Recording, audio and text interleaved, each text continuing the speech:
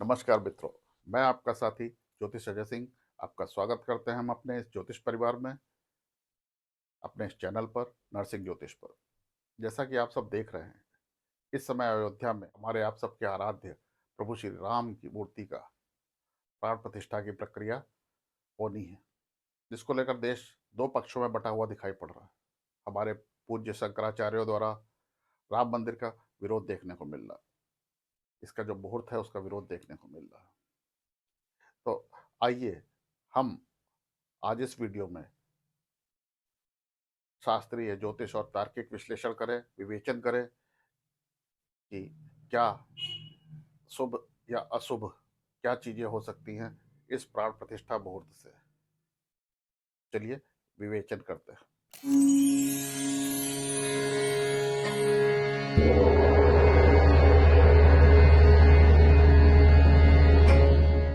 सबसे पहले बात आती है, शब्द आता है प्राण प्रतिष्ठा। क्या होता है ये प्राण प्रतिष्ठा? प्राण का मतलब क्या होता है? प्राण जब तक हैं हमारी बॉडी सब चीजें मेंटेन करती है। हम लोग अपने प्राण को मेंटेन करते हैं। कोई ऊर्जा है हमारे अंदर जो हमारी बॉडी को चला रहा है। जैसे ही हमारे प्राण निकलते हैं वो हमारी बॉडी हो जाती है। हम लोग कहते हैं बॉडी आ गई या मिट्टी आ गई, वो मिट्टी हो जाती है। ऐसे ही जब किसी भी मूर्ति को पूजते हैं हम, तो उसमें प्राण प्रतिष्ठा जरूरी होती है। घर की जो मंदिर होती है उसमें हम अपने इस एक करीब 5 इंच से छोटी मूर्ति रखते हैं, जिनको जिनमें प्राण प्रतिष्ठा की आवश्यकता नहीं होती है। लेकिन मंदिर में जो मूर्ति होती है वो बड़ी होती है, उनमें प्राण प्रतिष्ठा होती है। लेकिन वो मूर्ति होती क्या है? मूर्ति जो है वो ईश्वर की आत्मा है, और जो मंदिर है, मंदिर जो है वो ईश्वर का शरीर है, और जो ग्रंथ है वो उनका मन है। कैसे विचार थे उनके, वो इन तीनों चीजों से मिलकर संपूर्ण एक सृष्टि का निर्माण होता है। मंदिर है, उसकी अभी नहीं हो रही है क्योंकि उसका वो निर्माणाधीन है, तो मूर्ति की प्राण प्रतिष्ठा हो रही है। आइए अब हम सब लोग ज्योतिष दृष्टिकोण से देखते हैं, परखते हैं, विवेचन करते हैं कि क्यों हमारे आदरणीय पूजनीय शंकराचार्य इस प्राण प्रतिष्ठा मुहूर्त का विरोध कर रहे हैं। क्या शुभ अशुभ फल प्राप्त हो सकते हैं, क्या घटनाएं या दुर्घटनाएं हो सकती हैं, इस पर विवेचन करते हैं। तो जैसा कि आप सब जानते हैं कि पूष मास में कोई शुभ काम नहीं होते। अब आप कहेंगे कि पूष मास तो खत्म हो गया। वो जो पूष मास खत्म हुआ है वो अमावस्या अंत के बाद वाला हुआ है।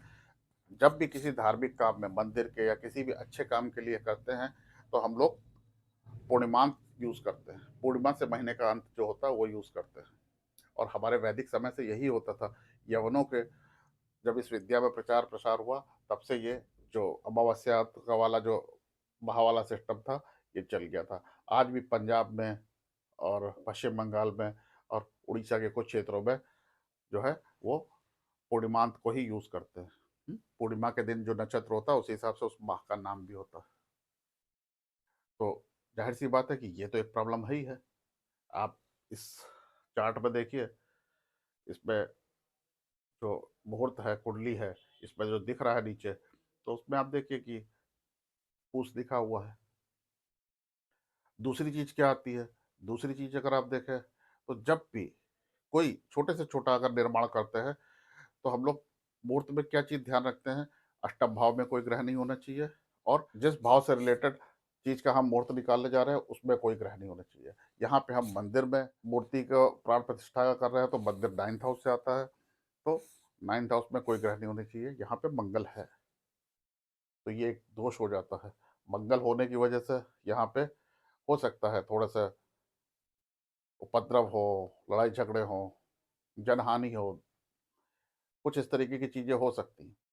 मुहूर्त कुंडली के हिसाब से इस सर्वतोभद्र चक्र को अगर आप देखें, तो इसमें क्या है? इसमें भी अगर आप देखेंगे, राहु और केतु चंद्रमा और शुक्र को पीड़ित कर रहे हैं। तो नक्षत्र ज्योतिष जो है ये आदिकाल से चली आ रही थी।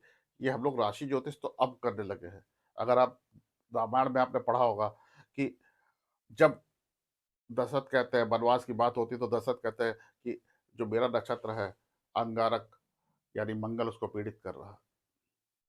तो यहाँ पे देखिए, तो चंद्रमा को और शुक्र को राहु और केतु पीड़ित कर रहे हैं।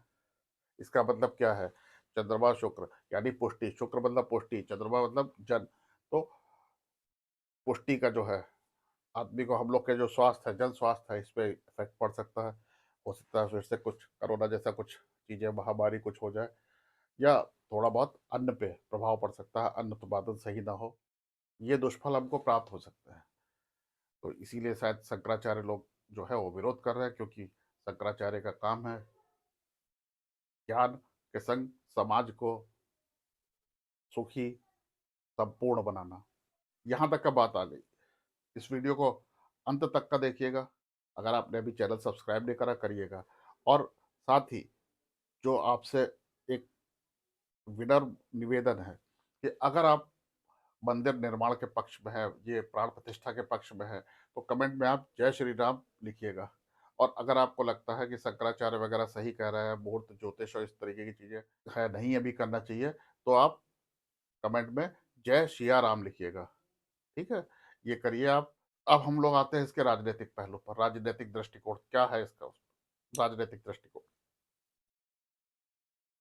तो सबसे जरूरी चीज क्या है, अभी इलेक्शन होने वाले हैं, अधिसूचना जारी हो जाएगी, कोई निर्माण नहीं कर सकते हैं, कुछ भी नहीं। और जैसा कि आप सभी जानते हैं, हम लोग जानते हैं कि अधिकतर विरोधी जो दल हैं, भाजपा के विरोधी दल हैं, उन्होंने कहीं ना कहीं से विरोध किया था इसका। तो हो सकता है अगर भाजपा की सरकार नहीं आती है, तो हो सकता है कि फिर आगे भविष्य में निर्माण पे ही प्रश्न खड़े हो जाए, निर्माण स्टे ले लिया जाए। जिसकी सत्ता होती है उसी के हिसाब से फिर सारी चीजें चलने लगती है। हमारे प्रधानमंत्री जी में इतनी ताकत है, इतनी क्षमताएं हैं कि वो इस चीज को कर रहे हैं कि हाँ, हम प्राण प्रतिष्ठा कर दें। क्योंकि संभवतः आप अगर एक देखें कि अगर 75 वर्ष वाली उन्होंने रखी है, वो भी उस आयु के करीब पहुंच रहे हैं, 74 वर्ष के करीब हो जाएंगे। तो क्या पता वो खुद ना लें कि नहीं, अब हमें प्रधानमंत्री नहीं बनना है। आपको लगता है अभी उनकी जैसी दृढ़ इच्छा शक्ति वाला कोई व्यक्ति है भाजपा में? तो वो तो फिर परेशानी हो सकती है। बताइए हमको अपने कमेंट से कि इसको करना चाहिए। अगर करना चाहिए जय श्री राम लिखिए, अगर करना चाहिए तो जय श्री राम लिखिए, और अगर नहीं करना है तो जय श्री राम। साथ ही साथ इसमें एक चीज कही गई है कि अगर लग्न में गुरु हैं तो शिव की कृपा होती है और सब चीजें सही हो जाती है। तो जो मुहूर्त कुंडली है उसके लग्न में गुरु है, तो ईश्वर की, शिव की कृपा रहेगी और सब चीजें सही होंगी। थोड़े बहुत अगर परेशानी होती है तो हम लोग को झेल लेनी चाहिए। हमारे आराध्य है प्रभु श्री राम, क्या प्रॉब्लम है? होने दीजिए प्राण प्रतिष्ठा। ठीक है, कर लेंगे, बाद में कर लेंगे।